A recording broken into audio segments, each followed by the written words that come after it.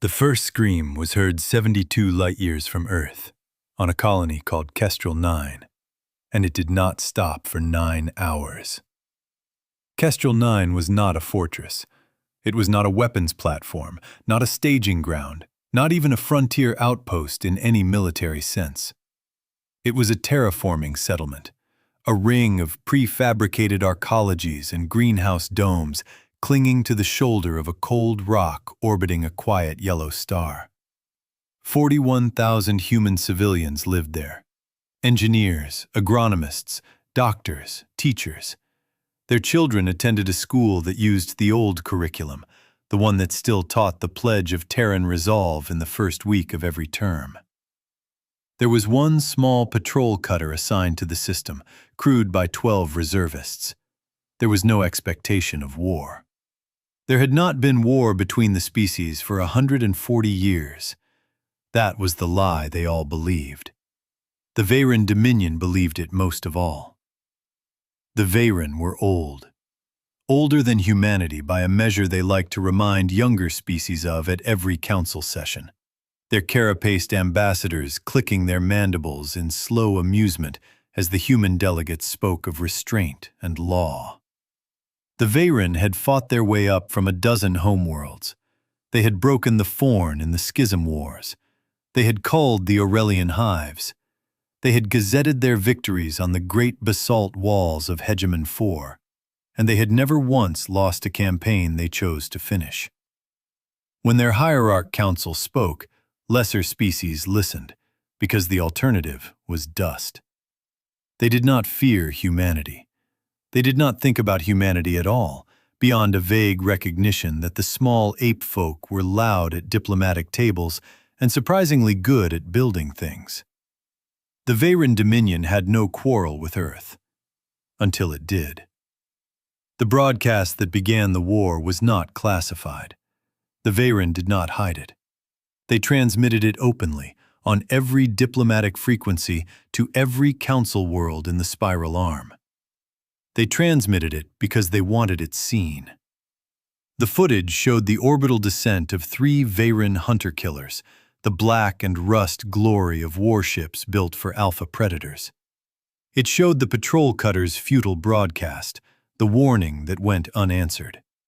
It showed the arcology doors being burned open with plasma torches, and the civilians inside, in their work coveralls and uniforms, holding nothing. The Veyran commander, a sword-mauled hierarch named Carvin Thule, signed the operation with the Veyran Imperial Seal and filed it under the heading Resource Acquisition, Biological Sample.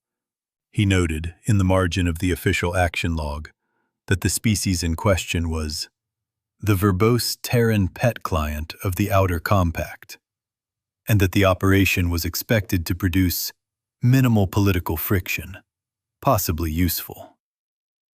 41,000 people were processed in less than a day. The school was emptied last. The Veyran recorded it because they always did. The galaxy watched the broadcast and waited for the humans to do what humans always did. 3 days passed, and the humans did nothing.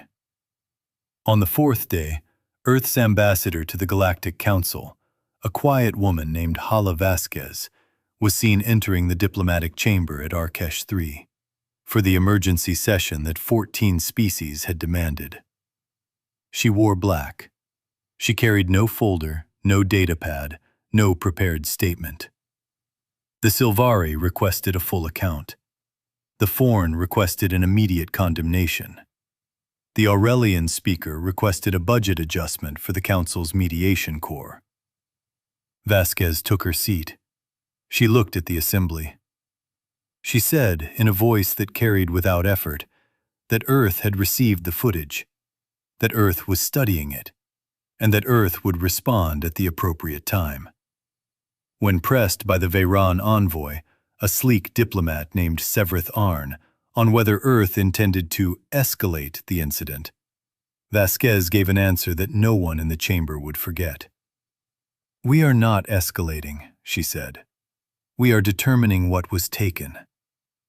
The Veyran envoy clicked his mandibles once, slowly, the polite equivalent of a smile, and offered the human ambassador his condolences with the practiced grace of a predator that had eaten something smaller than itself and felt no guilt. Vasquez said nothing more. She folded her hands. The session ended. The galaxy exhaled. It should have ended there. Humanity had been insulted before. Humanity had been told to keep its seat, to mind its boundaries, to remember who held the true weight in the spiral arm. Humanity always nodded, always adjusted, always filed the appropriate memo and moved on. That had been the working assumption of every elder species at the table for a century. The Veyron believed it. The Forn believed it. The Keth Collective believed it most of all, and they said so loudly, in papers and broadcasts of their own, that the Veyron had done what stronger species do, and that humanity should accept the natural order, demand a token apology, and accept the modest reparations the Dominion had already offered. 6 million credits, plus a small memorial stone for the colony. Earth did not respond to the offer. Earth did not respond to the second offer, which was raised to 20 million credits and an untouched asteroid belt. Earth did not respond to the third offer, which included a senior Veyron diplomat willing to deliver a formal regret in person, before cameras, at a venue of Earth's choosing. What Earth did over the course of those 7 silent days was something no one outside a tiny circle of fleet intelligence knew had ever been done before. Across the dark between stars, in systems that did not appear on any surveyor chart, on shipyards that did not appear on any registry, in bunkers sunk so deep into rogue planetoids that even the Veyron's long-range auguries had never found them, 4,216 dormant signatures lit up. One by one, without fanfare, without broadcast, without warning to anyone. The cruisers warmed their cores. The dreadnoughts ran cold start on engines older than the Council itself. The crews, the children and grandchildren of the original watchkeepers, descendants of the men and women who had stood the first vigil, climbed out of cryo, drank their coffee, and read their orders. There was not much text in the orders. There never was. The orders, when they came, had a single authorization header, a header that had been used exactly once before, in a forgotten campaign against a species that no longer had a name. Authorization header. Terran promise collected. There had not been a second one in living memory. The commanders understood what they were being asked to do. The galaxy, meanwhile, was becoming alarmed. Humanity's silence had grown into a phenomenon. Sylvari analysts published frantic white papers on the cultural pattern of Terran grievance response, noting that previous incidents, while always vocal, had always resolved in weeks with no military consequence. The Aurelian speaker at the council warned, in a speech that would haunt his species for generations, that humanity was not the kind of creature that screamed. Humanity was the kind that went quiet.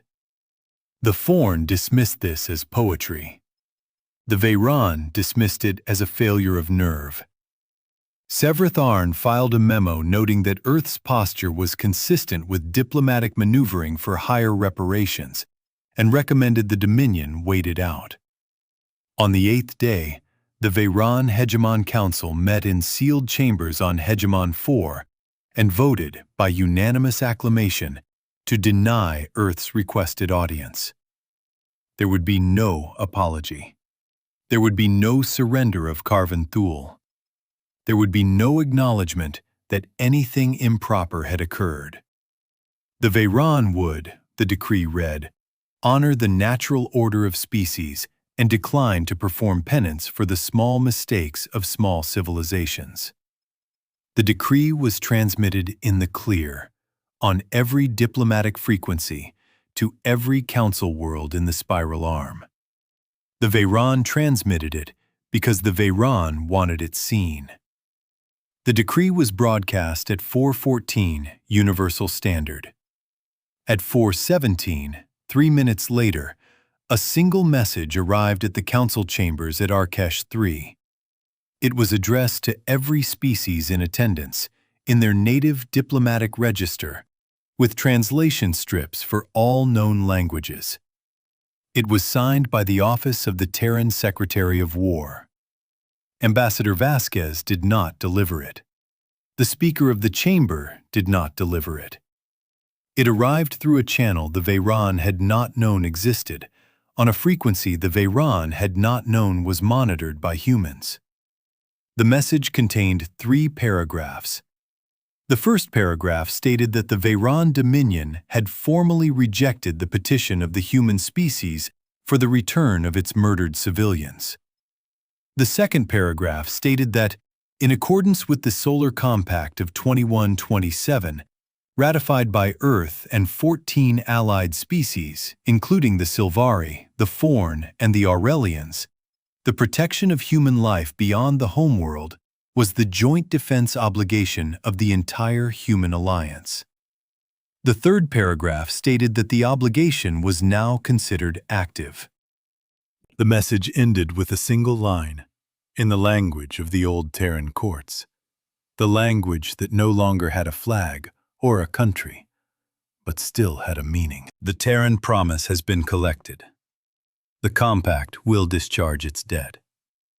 There was no elaboration. There were no demands. There were no conditions. There was no invitation to parley. There was no warning shot. There was, in the entire 3-paragraph document, not a single comma or clause that the Veyron could use to begin a negotiation. The Dominion's most experienced xenologists were summoned to Arkesh 3 to analyze the language. They worked through the night. They could not find a foothold. The humans had not asked for anything. That was the part that terrified the old diplomats. An enemy that demands can be bargained with. An enemy that has done the math and decided to settle the ledger cannot be bargained with at all. Severith Arn, the Veyron envoy, was drunk by morning. He had not been drunk in 30 years. 72 hours after the message, the audit fleet emerged. They came out of the dark between Kestrel 9 and the Veyron border in clean, geometric formations, broadcasting nothing, jamming nothing, asking nothing. They were not the ships the galaxy had known. The galaxy had known the frontier fleet, the polite blue and white cruisers that humanity parked at the edge of every conflict zone, ships designed to look competent and unimpressive and not at all worth studying. The galaxy had known the merchant escorts, the survey corvettes, the polite little science vessels that filed their papers with the council on time.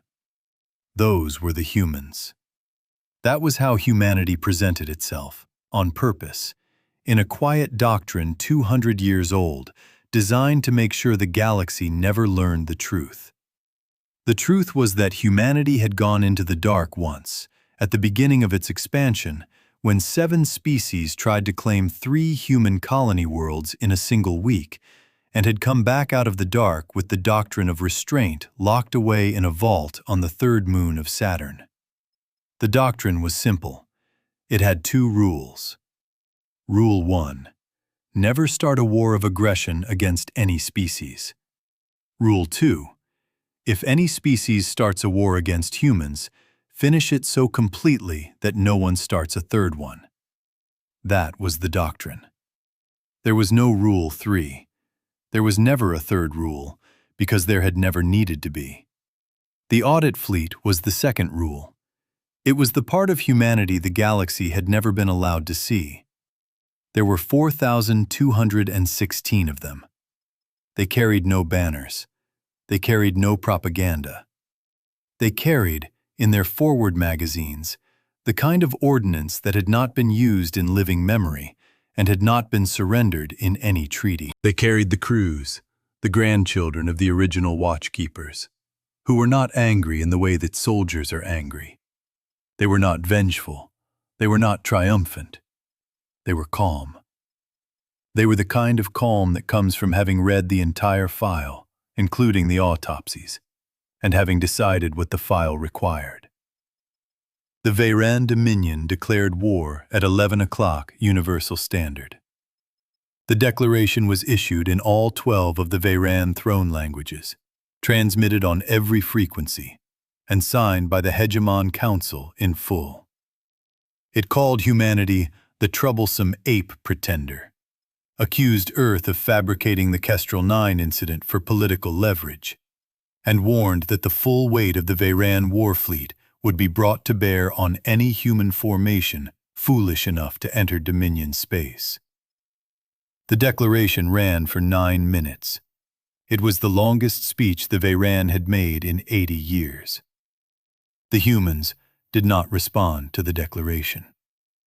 The Veyran war fleet, 8,000 hulls of black and rust Predator Line warships, the pride of 4 homeworlds, sorted from high orbit and began a coordinated sweep of the disputed border systems.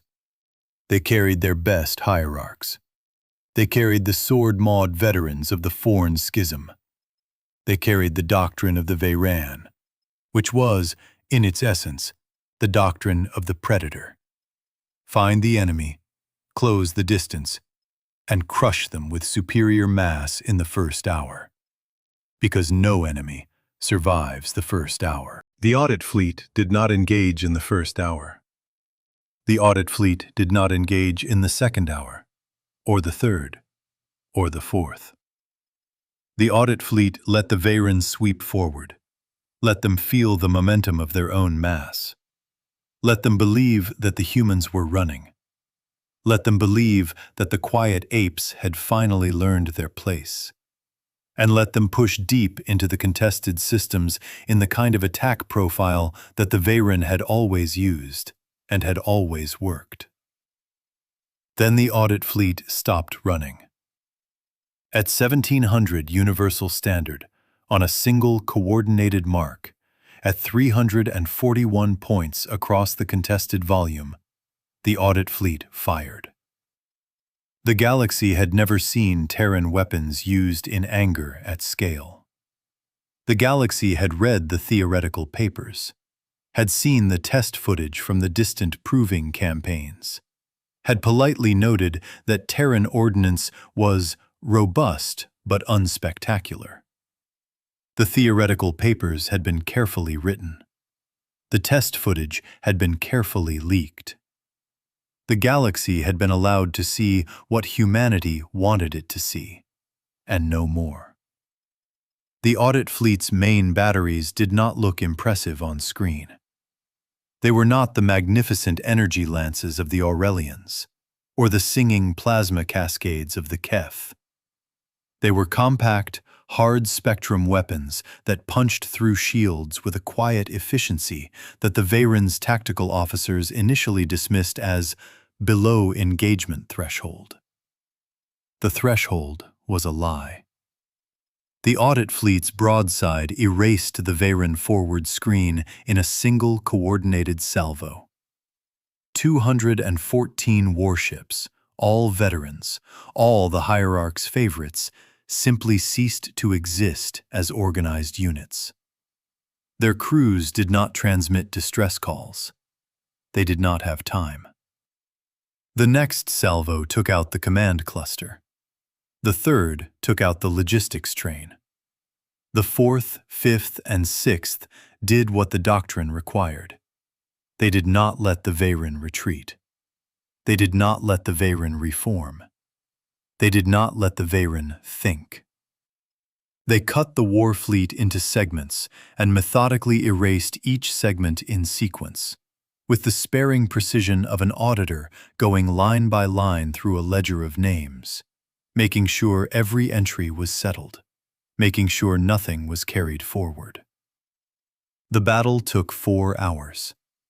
The Veyran Dominion lost 7,412 warships. They lost their forward admirals. They lost their hegemon's third son, a young hierarch named Tarvan Kul, whose last transmission was a confused demand to know where the apes learned to fight like this. They lost the doctrine of the predator, because a predator that has been erased in 4 hours by a prey it underestimated is no longer a predator at all. They lost their certainty. The galaxy watched. The Forn pulled their warships back to the Forn border and began filing emergency declarations of neutrality. The Aurelian speaker at the council, who had warned that humanity did not scream, was seen weeping in the public gallery at Arkesh III. The Keth Collective, who had written the most dismissive papers about human combat capability, scrubbed their entire public archive and issued an apology so formal it required 3 signatures per paragraph.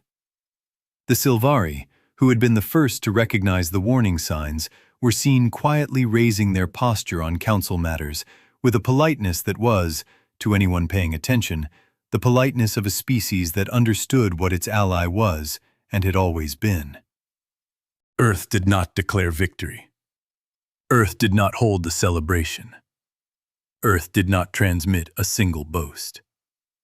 The audit fleet held its position, refueled, redistributed ammunition, and waited for the next order.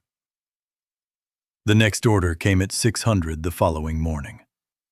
It was not signed by the same secretary. It was signed by the audit fleet's commander, an admiral whose name had not appeared in any Terran public record for 60 years. The order was a single line. The phrasing was old. It had not changed. Continue settlement.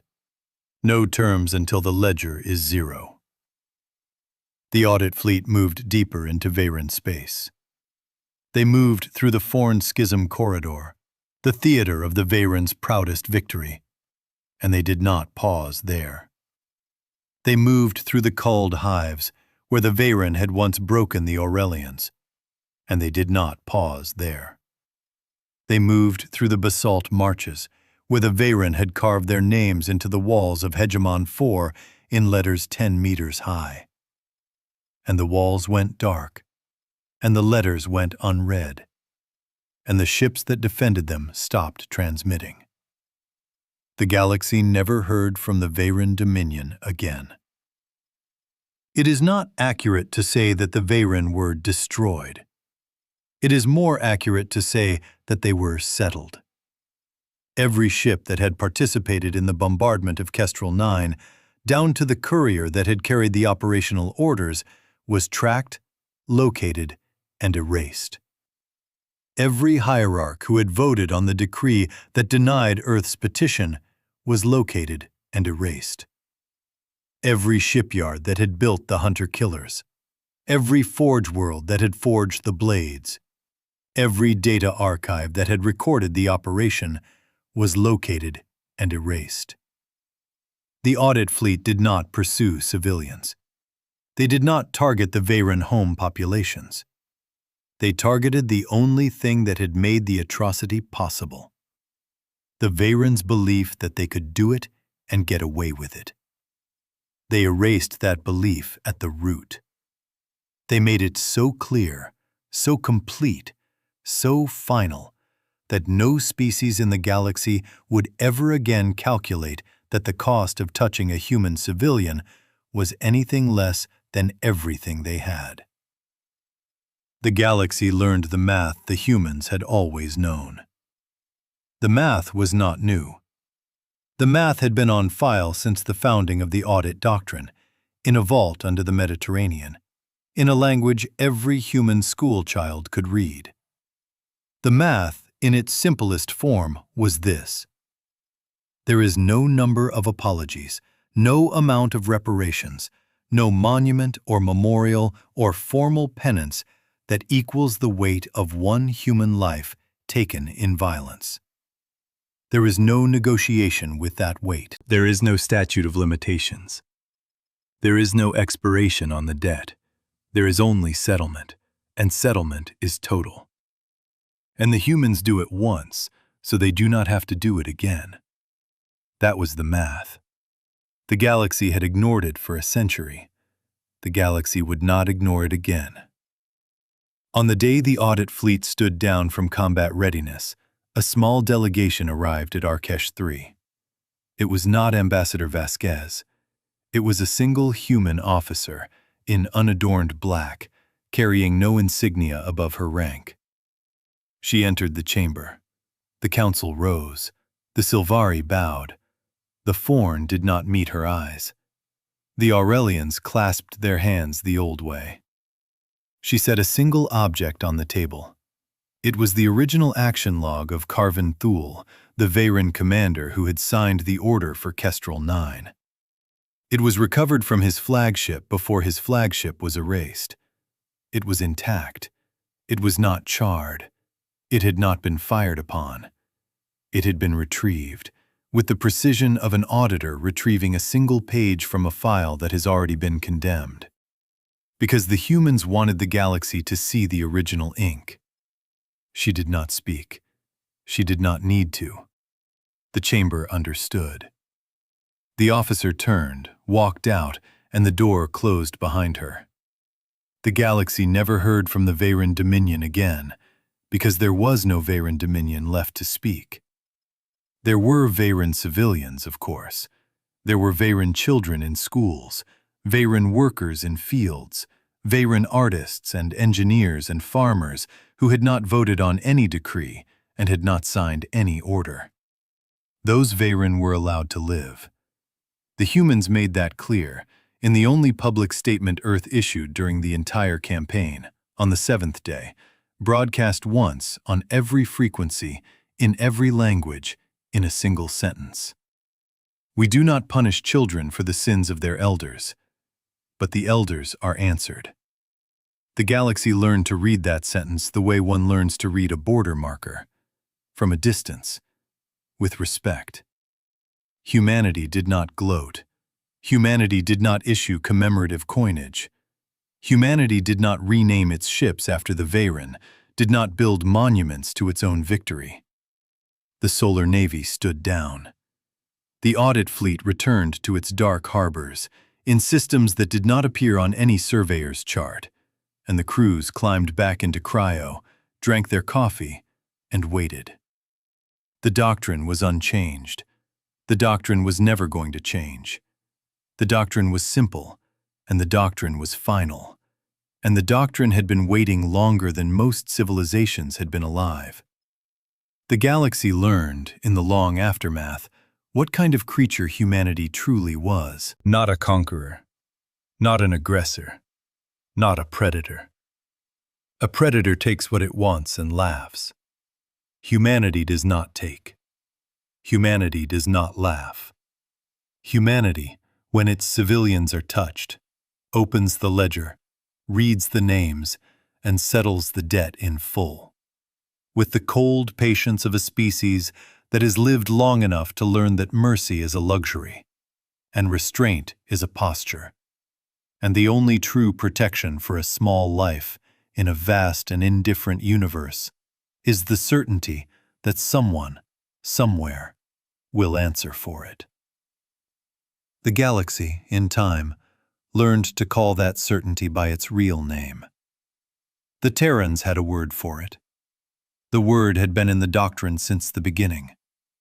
The word was not vengeance. It was not justice.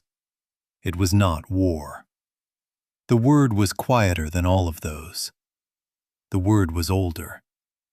The word, in the original Terran, was the word that mothers said to their children in the dark. The word that pilots said to each other over lost comms. The word that the children of Kestrel 9 had said to each other in the last minutes of the broadcast that the Veyron transmitted to the entire galaxy. And the galaxy would never, for as long as stars burned, be allowed to forget. The word was promise. And the galaxy learned, at last, what it meant when the humans said it out loud.